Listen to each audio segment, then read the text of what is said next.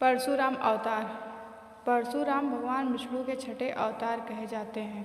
वह त्रेता युग के मुनि थे। उनका जन्म भृगु श्रेष्ठ महर्षि जमदग्नि की ओर से कराए गए पुत्रेष्टि यज्ञ से प्रसन्न देवराज इंद्र के वरदान स्वरूप हुआ।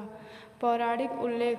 परशुराम जी का उल्लेख रामायण, महाभारत, भागवत पुराण और कल्कि पुराण इत्यादि अनेक ग्रंथों में किया गया है। वे अहंकारी और धृष्ट हैहवंशी क्षत्रियों का पृथ्वी से 21 बार संहार करने के लिए प्रसिद्ध हैं। वे धरती पर वैदिक संस्कृति का प्रचार प्रसार करना चाहते थे। कहा जाता है कि भारत के अधिकांश ग्राम उन्हीं के द्वारा बसाए गए हैं। वे भार्गव गोत्र की सबसे आज्ञाकारी संतानों में से एक थे, जो सदैव अपने गुरुजनों और माता पिता की आज्ञा का पालन करते थे। वे सदा बड़ों का सम्मान करते थे और कभी भी उनकी अवहेलना नहीं करते थे। उनका भाव इस जीव सृष्टि को इसके प्राकृतिक सौंदर्य सहित जीवंत बनाए रखना था। वे चाहते थे कि यह सारी सृष्टि पशु पक्षियों, वृक्षों, फल फूल और समूची प्रकृति के लिए जीवंत रहे। उनका कहना था कि राजा का धर्म वैदिक जीवन का प्रसार करना, न कि अपनी प्रजा से आज्ञा पालन करवाना। वे एक ब्राह्मण के रूप में जन्मे अवश्य थे, लेकिन कर्म से एक क्षत्रिय थे। उन्हें भार्गव के नाम से भी जाना जाता है। उनके जाने माने शिष्य थे भीष्म, द्रोण, कौरवों और पांडवों के गुरु व अश्वत्थामा के पिता, और कर्ण। भृगु ऋषि का वरदान। प्राचीन काल में कन्नौज में गाधी नाम के एक राजा राज्य करते थे। उनकी सत्यवती नाम की एक अत्यंत रूपवती कन्या थी। राजा गाधी ने सत्यवती का विवाह भृगुनंदन के साथ कर दिया। सत्यवती के विवाह के पश्चात वहां भृगु ऋषि ने आकर अपने पुत्र वधू को आशीर्वाद दिया और उससे वर मांगने के लिए कहा।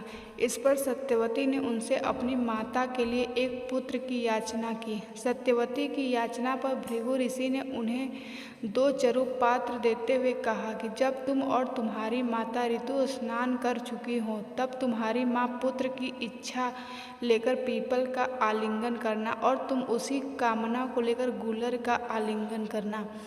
फिर मेरे द्वारा दिए गए इन चरुओं का सावधानी के साथ अलग अलग सेवन कर लेना। इधर जब सत्यवती की माँ ने देखा कि भृगु ने अपनी पुत्र वधू को उत्तम संतान होने का चरु दिया है, तो उसने अपने चरु को अपनी पुत्री के चरु के साथ बदल दिया।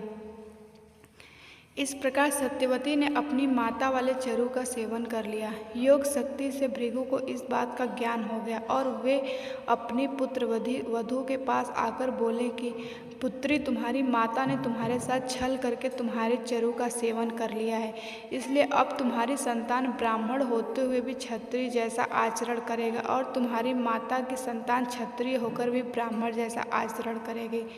इस पर सत्यवती ने भृगु से विनती की, आप आशीर्वाद दें कि मेरा पुत्र ब्राह्मण का ही आचरण करे, भले ही मेरा पौत्र क्षत्रिय जैसा आचरण करे। भृगु ने प्रसन्न होकर उनकी विनती स्वीकार कर ली। समय आने पर सत्यवती के गर्भ से जमदग्नि का जन्म हुआ। जमदग्नि अत्यंत तेजस्वी थे।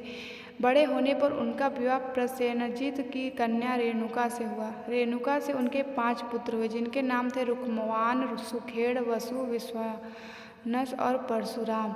पिता जमदग्नि की हत्या और परशुराम का प्रतिशोध। कथानक है कि वंशाधिपति कार्तवीर्य अर्जुन ने घोर तप द्वारा भगवान दत्तात्रेय को प्रसन्न कर 1 सहस्त्र भुजाओं तथा युद्ध में किसी से परास्त न होने का वर पाया था। संयोगवश वन में आखेट करते वह जमदग्नि मुनि के आश्रम जा पहुंचा और देवराज इंद्र द्वारा उन्हें प्रदत्त कपिला कामधेनु की सहायता से वे समस्त सैन्य दल के अद्भुत आतिथ्य सत्कार पर लोभवश जमदग्नि की अवज्ञा करते हुए कामधेनु को बलपूर्वक छीन कर ले गए। कुपित परशुराम ने फरसे के प्रहार से उसकी समस्त भुजाएं काट डाली। वह सिर को धड़ से अलग कर दिया। तब सहस्त्रर्जुन के पुत्रों ने प्रतिशोध स्वरूप परशुराम की अनुपस्थिति में उनके ध्यानस्थ पिता जमदग्नि की हत्या कर दी। रेणुका पति की चिंताग्नि में प्रविष्ट हो सती हो गई। इस कांड से कुपित परशुराम ने पूरे वेग से महिष्मती नगरी पर आक्रमण कर दिया और उस पर अपना अधिकार कर लिया। इसके बाद उन्होंने एक के बाद एक पूरे 21 बार इस पृथ्वी से क्षत्रियों का विनाश किया। यही नहीं, उन्होंने हैववंशी क्षत्रियों के रक्त से स्थलत पंचक क्षेत्र के 5 सरोवर भर दिए और पिता का श्राद्ध सहस्त्रर्जुन के पुत्रों के रक्त से किया। अंत में महर्षि ऋचिक ने प्रकट होकर परशुराम को ऐसा घोर कृत्य करने से रोका। उसके पश्चात उन्होंने अश्वमेघ महायज्ञ किया और सप्तद्वीप युक्त पृथ्वी महर्षि कश्यप को दान कर दी। केवल इतना ही नहीं, उन्होंने देवराज इंद्र के समक्ष अपने शस्त्र त्याग दिए और सागर द्वारा उच्छिष्ट भूभाग महेंद्र पर्वत पर आश्रम बनाकर रहने लगे।